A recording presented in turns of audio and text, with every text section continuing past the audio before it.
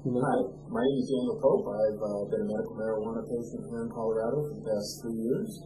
I was diagnosed with muscular dystrophy and use marijuana primarily for muscle spasticity, pain control, and as a sleep aid. How does that work for you as compared to prescription drugs? Well, they've given me the prescription for the pain medication.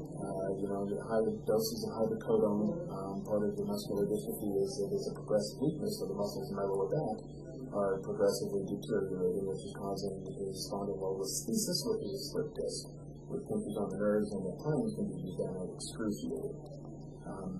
In addition to one of the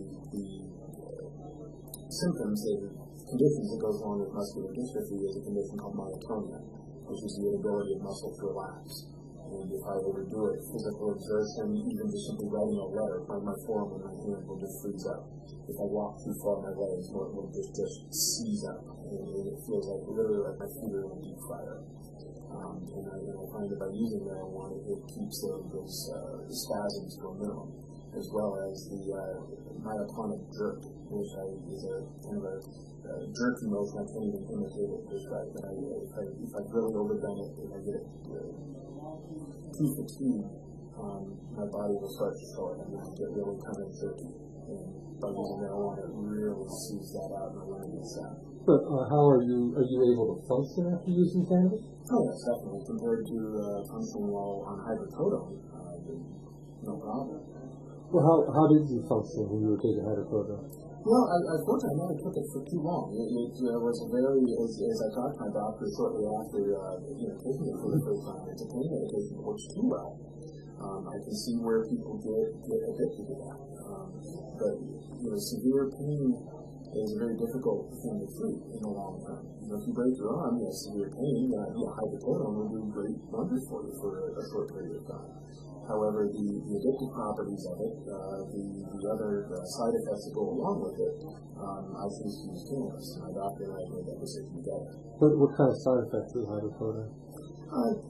Undesired ones: constipation, walking around in a stupor, indigestion, gut rot. Okay. Excellent. Well, tell me a little bit about your life. What was your life like before your illness?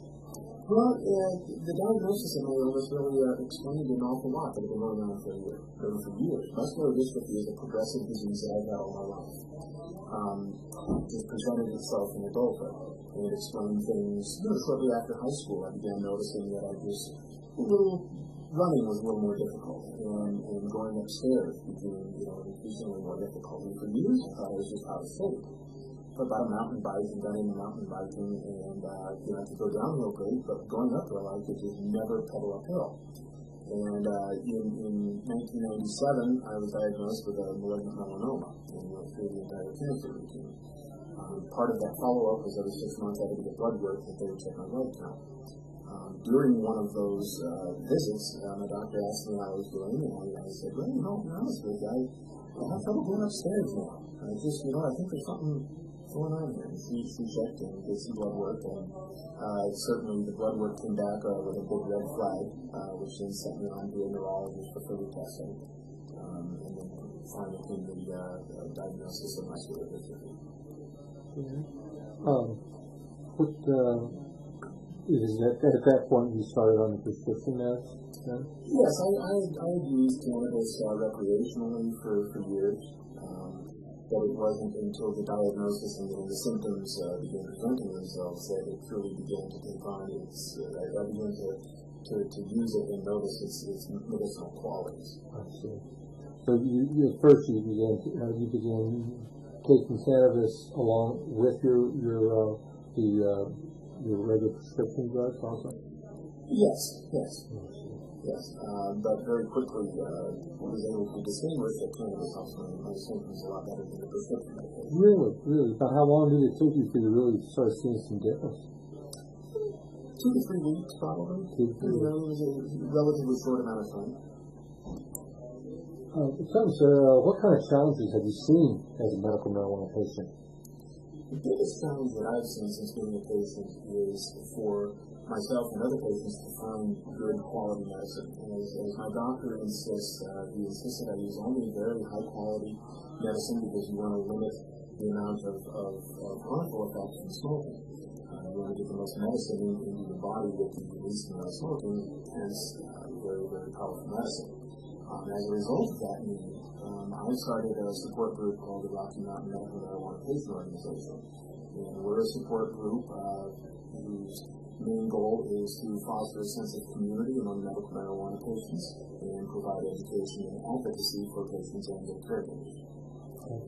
I work with a handful of patients here in the Colorado area and help them become legal, go through the process.